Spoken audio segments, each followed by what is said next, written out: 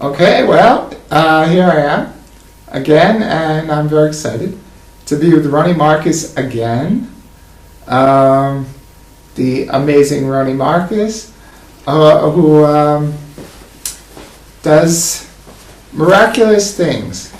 And so do you. Okay, thank you, Ronny. Ronny Marcus, you call yourself a mentalist, or what are you calling yourself nowadays? I don't know. I don't have a name for myself. A name is just a name. It is not something that I do. It's a way of looking at life. It is. People ask me, well, what do you do? And I answer them, well, it depends who I'm with and where I am at the moment. When I'm in my car behind the wheel, then I'm a driver. When I'm okay. Okay. Now, people today are fascinated with magic and magicians, and there are some very famous people who call themselves magicians, like Dynamo, like Chris Angel, who seem to do miraculous things, but they're tricks mostly. Yes? Yeah. But Ronny, the stuff I saw you do, levitating a flower, telekinesis, moving objects with your will and with your hand, that's not a trick.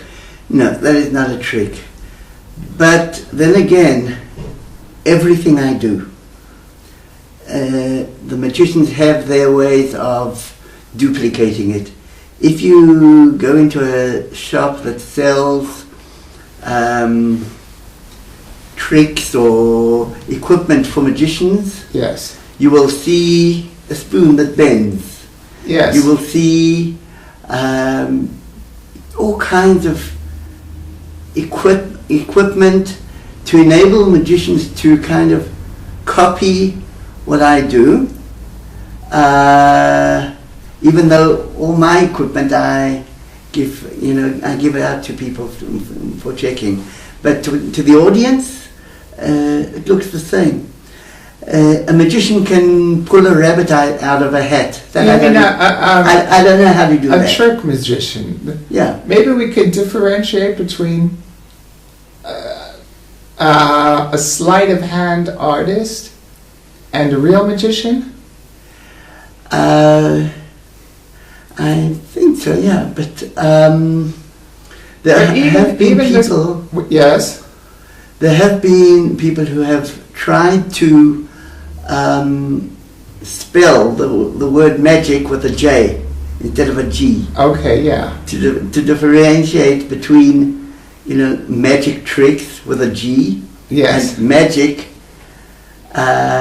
with a J, which it's supposed to mean, like the real thing.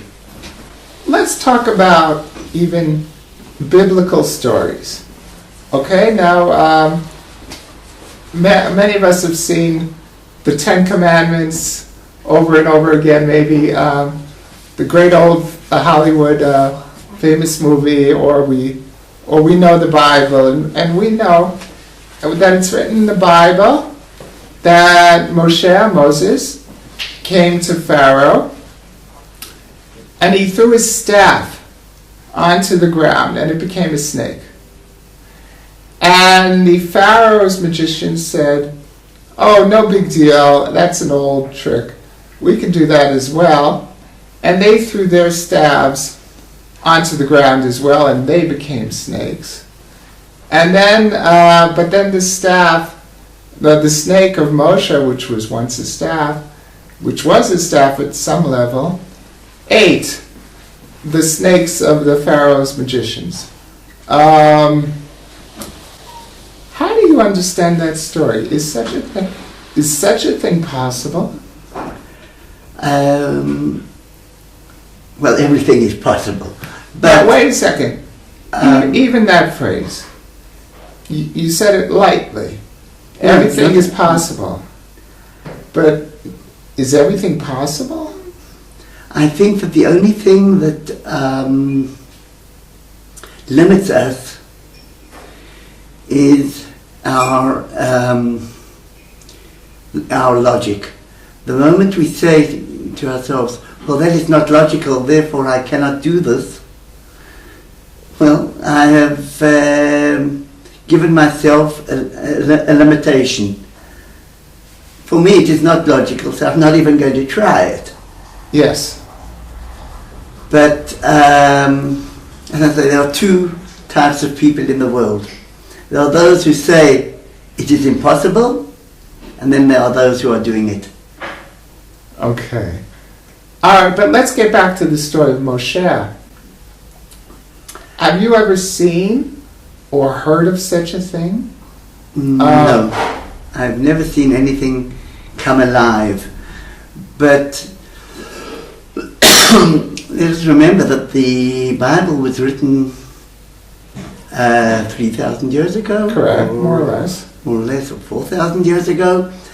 And if people see a staff suddenly moving, maybe with telekinesis, maybe they interpret it as becoming a snake. Mm-hmm.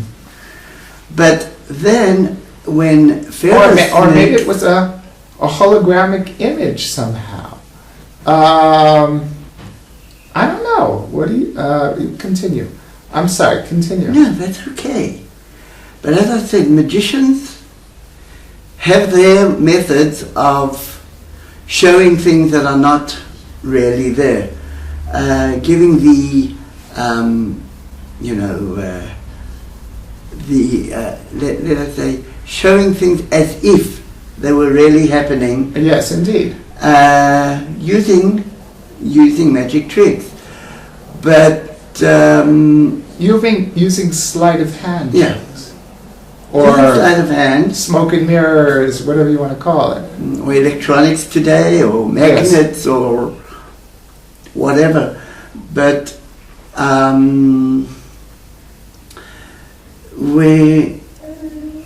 I would prefer to speak about how things are done, not what is done, because to make things move, I can do it using telekinesis. Someone else can do it by having a piece of string pulling it along, and someone else can use a magnet. To the naked eye, people see this object moving. How it moved? Well, each person has his own his own method of doing it, and magicians try to show the movement. They show something moving. They don't explain how it moved. And they say, Ronny Marcus did it. You see, so did I. Yes. I understand, but maybe they used a string or a magnet. Or any other method that you will have to ask them. I am not a magician. As I said, a magician knows how to pull a rabbit out of a hat. That I don't know how to do. Is there real magic? Or is it all science? Now, I would call telekinesis more science, teleportation. Do you believe that there are people who could do that? I think I showed it to you. With not on my film. Not on your film. Okay. I believe that.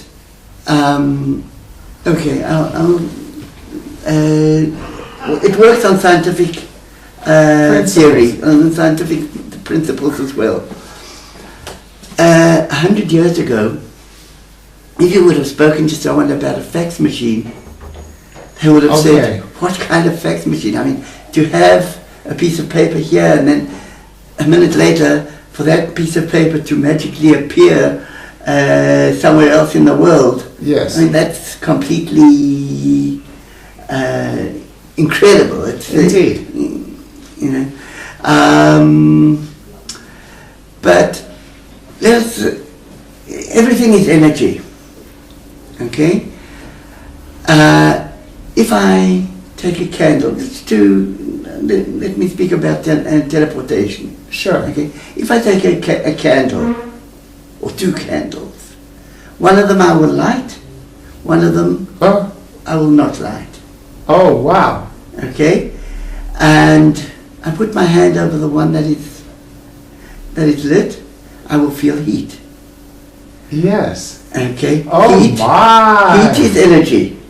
Yes, it is. And if I go back a few minutes later, I will see that the candle that I lit is now much shorter than the one, Yes. and the other one has remained the same. The one that was never lit. The one that was never lit. Now we know that heat is energy, and we learned in school we all learned at school that energy does not come from emptiness. Energy comes from energy. Energy cannot be produced. It can be Moved. it can be moved or changed changed. or channeled into another type of energy. Indeed. So if I feel heat, this heat came from the candle, which means that the candle is energy. Every piece of matter, every bit of matter, everything we see is energy. Wait, yes? Now how does this work? Wait, are you able to transfer the flame? Is that what you were No, getting at? Okay. no, I'm just showing that everything is energy. Okay. Firstly, the human voice is also energy. Yes. If I take the human voice, my voice, and speak into, we'll call it a diaphragm. We know it by a different name today. Today we call it a microphone. Yeah.